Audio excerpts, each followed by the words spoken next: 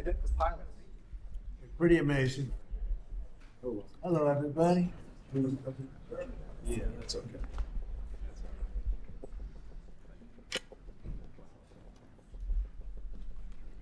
Thank you very much.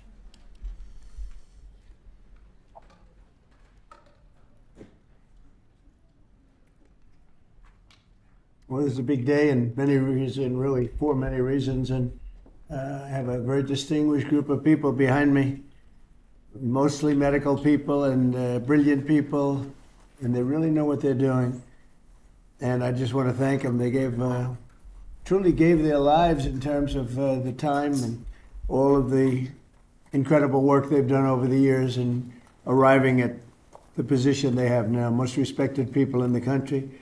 Today I'm pleased to announce that I will be signing an executive order to reschedule marijuana from a Schedule 1 to a Schedule 3 controlled substance with legitimate medical uses. We have people begging for me to do this, people that are in great pain. For decades, this action has been requested by American patients suffering from extreme pain, incurable diseases, aggressive cancers, seizure disorders, neurological problems, and more, including numerous veterans with service-related injuries and older Americans who live with chronic medical problems that severely degrade their quality of life. And it's so really, I can't tell you, I think I probably have received more phone calls on this, on doing what we're doing.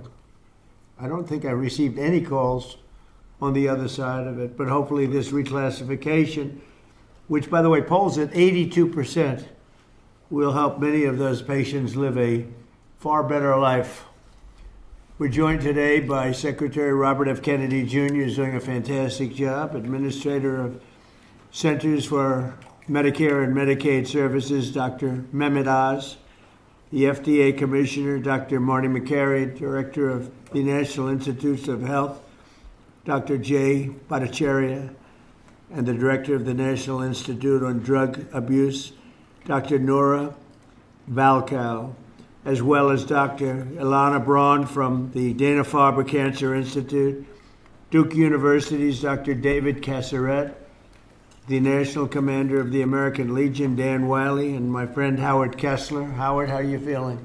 I'm telling you, he looks better than he did 20 years ago. But I don't want to go through what you went through to get there. Okay. Right? But it looks like you're doing great. I'm proud of you.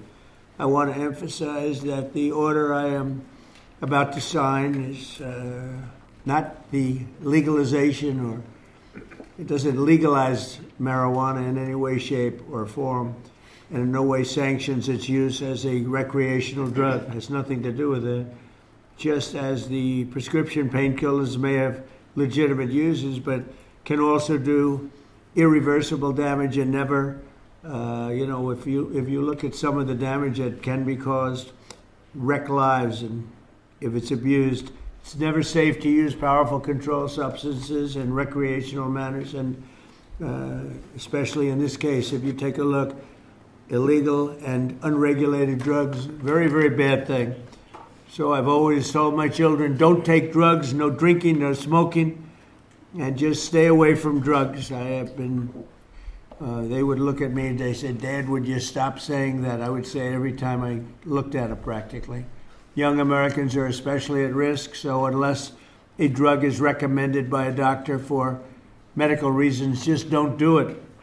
At the same time, the facts compel the federal government to recognize that marijuana can be legitimate in terms of medical applications when carefully administered. In some cases, this may include the use as a substitute for addictive and potentially lethal opioid painkillers, and they cause tremendous problems. This can do it in a much lesser way, can make people feel much better that are living through tremendous pain and problems. 40 states and multiple U.S. territories have already recognized the use of medical marijuana. This reclassification order will make it far easier to conduct marijuana-related medical research, allowing us to study benefits, potential dangers, and future treatments. It's going to have a tremendously positive impact, I believe. We're also asking Congress to reconsider its classification of hemp-derived CBD to ensure seniors can access CBD products they have found beneficial for pain and other reasons. Some people are literally dying, and they're dying with tremendous pain, and this can, in many cases, literally stop it. And they have their senses about them, as opposed to painkillers, which don't allow that, don't allow them to die with dignity, frankly. I promise to be the president of common sense, and that is exactly what we're doing. This is really something having to do with common sense. And it's something having to do with the fact that so many people that I respect ask me to do it. People that are having problems, big problems. They are having big problems with illness, with cancer in particular. It's an honor to do this.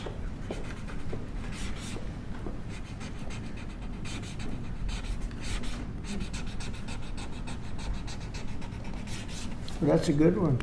We read that.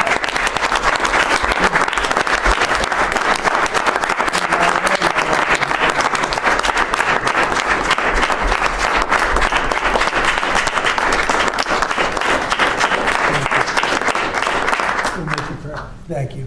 Thank you very much, everybody.